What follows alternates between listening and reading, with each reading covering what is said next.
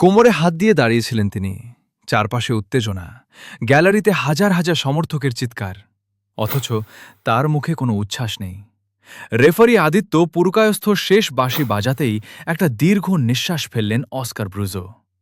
২২ বছরের অপেক্ষা শেষ। ইস্ট বেঙ্গল ভারত সেরা, আইএসএল চ্যাম্পিয়ন ইস্ট বেঙ্গল। বন্ধুরা, আজকের ভিডিও শুধু একটা ফুটবল ম্যাচ নিয়ে নয়। আজকের ভিডিও একটা ইতিহাস নিয়ে, একটা আবেগ নিয়ে, একটা শহরের অপেক্ষা নিয়ে, যে অপেক্ষা ২২ বছর ধরে বুকের ভিতর আগুনের মতো জ্বলছিল। শেষ বাঁশি বাজার পরেই কিশোর ভারতী স্টেডিয়াম যেন বিস্ফোরিত হল।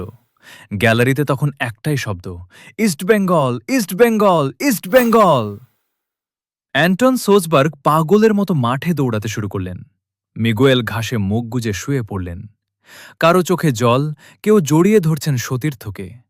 কেউ বিশ্বাসই করতে পারছিলেন না অবশেষে ট্রফি এসেছে লাল হলুদের ঘরে। আর এই পুরো মুহূর্তটার মাঝখানে দাঁড়িয়েছিলেন অস্কার ব্রুজো, একেবারে শান্ত, নির্লিপ্ত, যেন ভিতরের সমস্ত আবেগ তিনি নিজের মধ্যেই আটকে রেখেছেন। সমর্থকেরা যখন মাঠ কাঁপাচ্ছেন, সাপোর্ট স্টাফেরা যখন তাকে ঘিরে লাফাচ্ছেন, তখনও ধীরে ধীরে সবার সঙ্গে হাত মেলাচ্ছিলেন তিনি। কারণ তার নিজের কথায় এটাই নাকি ইস্টবেঙ্গলের কোচ হিসেবে তার শেষ ম্যাচ। কিন্তু প্রশ্ন হচ্ছে, এত বড় সাফল্যের পর কি সত্যি অস্কার ব্রুজো চলে যাবেন?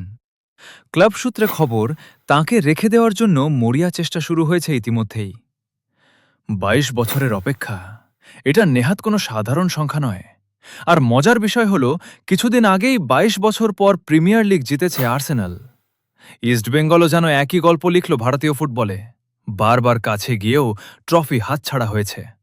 অন্তত ৩ বার আই লিগ জেতার সুযোগ এসেছিল, কিন্তু শেষ হাসি হাসতে পারেনি লাল হলুদ। ঠিক যেমন গত কয়েক বছর রানার্স আপ হয়েছিল আর্সেনাল। কিন্তু এবার সব হিসেব বদলে গেল। ম্যাচ শেষ হওয়ার অনেক আগেই গ্যালারিতে উন্মাদনা শুরু হয়ে গিয়েছিল। শেষ বাঁশি বাজতেই একে একে জ্বলে উঠতে শুরু করল মশাল। স্টেডিয়ামের চারপাশ ধোঁয়ায় ঢেকে গেল। তারপর যা হলো সেটা ভারতীয় ফুটবলে খুব কম দেখা যায়। ফেন্সিং টপকে সমর্থকেরা মাঠে ঢুকতে শুরু করলেন। কেউ ছুটলেন মিগুয়েলের দিকে, কেউ বিপিন সিংহের দিকে, কেউ ইউসেফ এজেজারির দিকে। একজন সমর্থক এসে মিগুয়েলের গলায় মালা পরিয়ে দিলেন, আর তারপর সমর্থকেরা কাঁধে তুলে নিলেন নিজেদের নায়কদের। অস্কার ব্রুজোও রেহাই পেলেন না। তাঁকেও ঘিরে শুরু হল নাচ, উল্লাস, আবেগ। পুলিশ তখন কার্যত অসহায়।